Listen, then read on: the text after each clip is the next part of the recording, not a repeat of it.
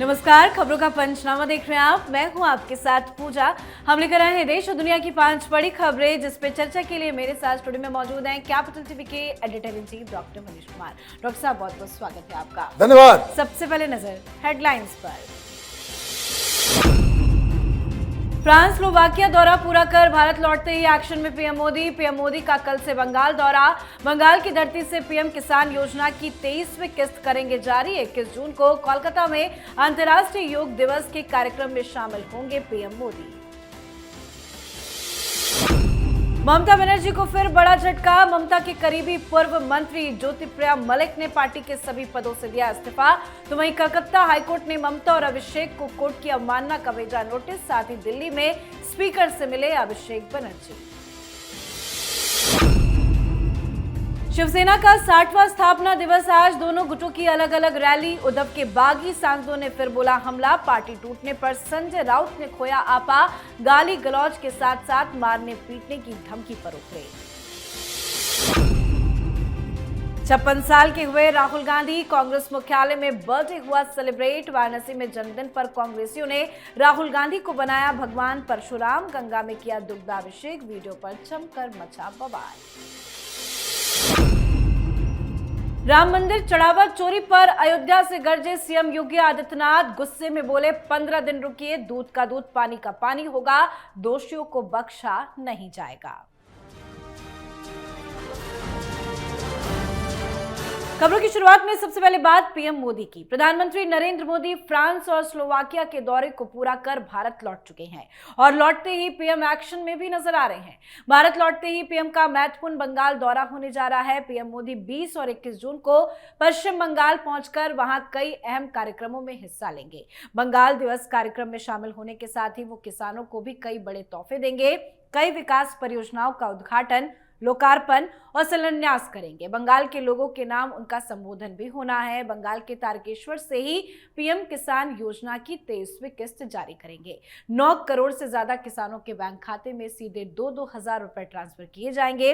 इसी के साथ इस बार पीएम योग दिवस के मौके पर बंगाल में ही रहेंगे। कोलकाता के रेड रोड पर 21 जून को योग दिवस का मुख्य आयोजन होने जा रहा है। इस ऐतिहासिक कार्यक्रम में प्रधानमंत्री शामिल होकर विशेष रूप से कार्यक्रम का हिस्सा बनेंगे। कार्यक्रम की तैयारियों के चलते 14 जून से रेड रोड को बंद किया गया है। सर, इस बार का पीएम का दौरा कितना खास होगा, क्योंकि जीत के बाद पहली बार इस तरह का कोई कार्यक्रम होने जा रहा है? मैं तो उनके कार्यक्रम को देख करके समझ में आ रहा है कि क्या 1 महीने की सरकार और 1 महीने में सरकार ने जो जो कीर्तिमान स्थापित कर दिया और विपक्ष को पूरी तरीके से पराजित और धराशायी कर दिया।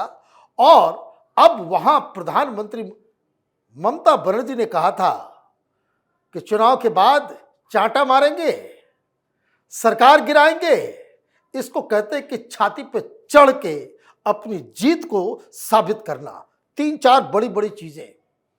कभी किसी, ये देखिए, प्रधानमंत्री कुछ भी करते हैं उसमें हिंदुत्व की खुशबू जो है वो नजर आती है। तारकेश्वर से सारे किसानों को जो है एक किस्त दिया जाएगा। भवानीपुर जहां उनका घर है ममता बनर्जी का, वहीं 125 फीट ऊंची मूर्ति, उसका बकायदा शिलान्यास करने जा रहे हैं। श्यामा प्रसाद मुखर्जी की मूर्ति लगने वाली है। योग दिवस पे कलकत्ता के और कई सारी परियोजनाओं का जो है वहां उद्घाटन किया जाएगा। तो this is going to be a very different kind of gathering. और मैं आपको यकीन से कह सकता हूं कि प्रधानमंत्री मोदी की पॉपुलैरिटी इस वक्त बंगाल में जिस ऊंचाई पे है, हिंदुस्तान के किसी नेता की किसी भी राज्य में उतनी पॉपुलैरिटी नहीं है। जी, तो बंगाल में सरकार बदलने के बाद बंगाल में जबरदस्त बदलाव हो रहा है और नतीजों के बाद पीएम का ये दौरा काफी अहम भी माना जा रहा है। तो वहीं बंगाल में टीएमसी का हाल बद से बदतर होता जा रहा है। टीएमसी के लिए आज का दिन बेहद झटके भरा भी रहा है। पार्टी के पुराने और वफादार सिपाही ज्योतिप्रिया मलिक ने तृणमूल कांग्रेस से अपना नाता तोड़ लिया। ममता बनर्जी के साथ लंबे समय से जुड़े रहे मलिक ने अपने खराब स्वास्थ्य का हवाला देते हुए इस्तीफा दिया है। तो वहीं आज कलकत्ता हाईकोर्ट ने ममता बनर्जी और अभिषेक बनर्जी को अदालत की अवमानना करने के मामले में नोटिस भी भेजा है। साथ ही आज अभिषेक बनर्जी ने दिल्ली में लोकसभा स्पीकर ओम बिरला से मुलाकात की है। यह मुलाकात उन 20 बागी सांसदों के मामले में है जिन्होंने हाल में एनसीपीआई ज्वाइन किया है। एक साथ एक ही दिन में 3 बड़े बड़े झटके। देखिए, झटके तो आप काउंट कर सकते हैं, लेकिन कौन सबसे बड़ा झटका है ये तय कर पाना बड़ा मुश्किल है। आज टीएमसी ममता बनर्जी गुट के लोग गए कहां? स्पीकर से मिलने। मात्र 5 थे, 28 में सिर्फ 5। इसका मतलब यह है 23 गए। 23 गए मतलब संख्या 20-22 से अब 23 हो गई। शत्रुघ्न सिन्हा खामोश कर दिया ममता बनर्जी को, लगता है। कीर्ति आजाद भी पलट गए, सारे लोग पलट रहे हैं। अब दूसरा झटका जो है वो हाईकोर्ट से आया है। आप क्या लग रहा है कि आप अभी भी मुख्यमंत्री हैं कि पब्लिक प्लेस को डिस्टर्ब करके, जब हाईकोर्ट ने कह दिया कि पब्लिक प्लेस को आप डिस्टर्ब करके आप कोई धरना प्रदर्शन और इसका नहीं करेंगे, 21 तारीख का आपने प्लान बना लिया? तो हाईकोर्ट ने अवमानना की नोटिस दी, हाईकोर्ट की तरफ से आया है। यह नहीं कोई गया कोई किया, हाईकोर्ट के आदेश। आपको क्या लग रहा है अभी तक? वो कहते हैं ना कि रस्सी जल गई पर बल नहीं गया। अभी भी आप जो है उस डिलूजनल स्टेज के अंदर है कि अभी भी आप मल्लिकाए बंगाल हैं। तो ये एक बड़ा झटका, और सबसे बड़ा झटका तो ये है कि ये ज्योति प्रिय का जाना, ये ममता बनर्जी का बहुत खासम खास मंत्री भी रहा। और ये इस तरह के लोग अगर ममता बनर्जी को छोड़ के जा रहे हैं, इसका मतलब है कि ममता बनर्जी के पास कोई नहीं बचने वाला। जी, अब बात महाराष्ट्र की राजनीति की। शिवसेना की स्थापना को आज 60 साल पूरे हो गए। शिवसेना उद्धव बालासाहब ठाकरे गुट ने पार्टी की 60वीं वर्षगांठ के अवसर पर कहा कि पिछले 6 दशकों में शिवसेना को तोड़ने और कमजोर करने के कई प्रयास किए गए। पार्टी का दावा है कि विरोधियों के मन में शिवसेना के प्रति भय के कारण समय समय पर कई समानांतर सेनाओं का गठन हुआ और वो खत्म भी हो गई, लेकिन बालासाहब ठाकरे की तरफ से रखी गई नींव और स्थापित की गई विचारधारा अडिग रही। पर आज की सच्चाई यह है कि बालासाहब ठाकरे की पार्टी शिवसेना आज 2 फाड़ में बंट चुकी है। उद्धव ठाकरे गुट के 6 सांसदों ने बगावत कर दी है। बागी सांसदों ने अब कहा है कि उनकी चिंता यह थी कि उद्धव की पार्टी का कांग्रेस में विलय हो सकता है और इसी डर से सभी सांसदों ने अलग रास्ता चुन लिया। तो इस बगावत को लेकर संजय राउत आपा खो बैठे हैं। वो पिछले 2 दिनों से पार्टी छोड़कर जा रहे सांसदों के लिए न सिर्फ गाली गलौज की भाषा इस्तेमाल कर रहे हैं, बल्कि अब उन्हें मारने पीटने की धमकी तक दे रहे हैं। सर, क्यों संजय राउत ने अपना आपा खो दिया है? देखिए, आपा इसलिए खोया जाता है कि जब आप हेल्पलेस हो जाते हैं, जब आप असहाय हो जाते हैं। गाली गलौज की भाषा कमजोर व्यक्ति करता है। जब आप हार जाएं, थक जाएं, जब आपको लगे कि अब तो सब कुछ लुट गया, बर्बाद हो गया, तब आप इस तरह के स्तर पे चले जाते हैं। राजनीतिज्ञों को इससे बचना चाहिए। अब यही बातचीत, यही भाषा वो बागी सांसदों के लिए एक एलिबाई हो गया कि बदतमीजी करते हैं ये लोग, इसलिए हम छोड़ के जा रहे हैं। अब स्थापना दिवस है शिवसेना, और ये बात बिल्कुल सही है कि बाला साहब ठाकरे का झंडा बरदार, उसकी लेगेसी, उसके ही सर बंधेगा जो उनकी विचारधारा को लेकर के आगे जाएगा। उद्धव ठाकरे ने तो बाला साहब ठाकरे की विचारधारा को त्याग कर दिया। आप तो सेकुलर बन गए, मुसलमानों के पीछे पीछे भाग रहे हो। आप तो चादर चढ़ाने वाला काम शुरू कर दिया आपने। आप सेकुलर पंथ के साथ जो है आपने अपना सब कुछ न्यौछावर कर दिया। सोनिया गांधी के दरवाजे पे जाकर के नाक रगड़ने वाले लोग वो बाला साहब ठाकरे के लेगेसी के हकदार नहीं हो सकते। इसलिए शिंदे बेटे नहीं होने के बावजूद बाला साहब ठाकरे के वो सच्चे झंडा बरदार हैं, उनकी लेगेसी को वही आगे लेकर के जा रहे हैं। जी, चलिए बढ़ते हैं आगे और बात राहुल गांधी की। राहुल गांधी 56 साल के हो गए हैं। पीएम मोदी से लेकर तमाम बड़े नेताओं ने राहुल गांधी को जन्मदिन की बधाई दी है। कांग्रेस ने अलग अलग राज्यों में जश्न मनाया।